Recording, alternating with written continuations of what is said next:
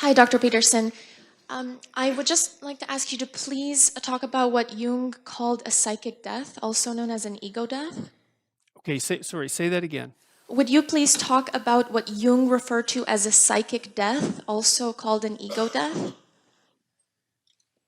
That's what happens when someone who loves you betrays you, right? So imagine that, like, the world is complicated beyond comprehension, right? And you only see a very little bit of it. And the way you structure your understanding is you make assumptions about things, and they're simplifying assumptions. So if you trust someone, you reduce their complexity massively, right? Because, like, let's say we were married, then there's a whole bunch of ways that you're going to act that are going to be simpler.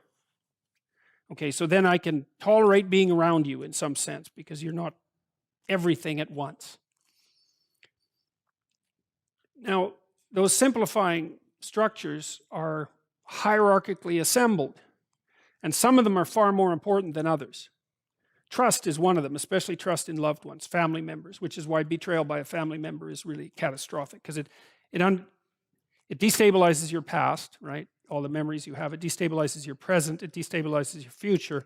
It shakes your faith in human beings, including yourself. And everything collapses. And that's an ego death. And so, now underneath the ego, as far as Jung was concerned, was another structure that he called the self. And the self is this thing that remains constant across ego deaths. But it's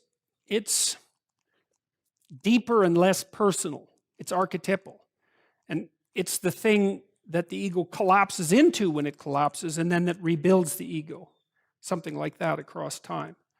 But that's when an ego death is. Now, there's variants of that because you can have a voluntary or an involuntary ego death. And a voluntary ego death is when you learn a bunch and you're willing to let go.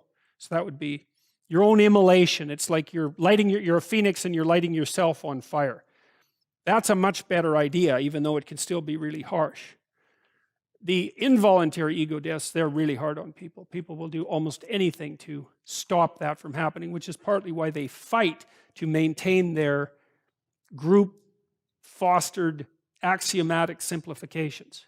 It's not surprising because you lose like that ego death is a journey into the underworld, or it's a collapse into chaos. And that's not so bad if you do it purposefully. But in the Pinocchio story, for example, that's exemplified by Pinocchio going down to the depths to rescue his father from the whale. Now, he does that voluntarily, but it damn near kills him, right? I mean, first of all, he hardly gets out of the whale. Second, he actually drowns and dies, but he comes back to life. So even if you do it voluntarily, it's still, well, it's just better than doing it involuntarily, which is the other alternative. So that's what it is. You bet.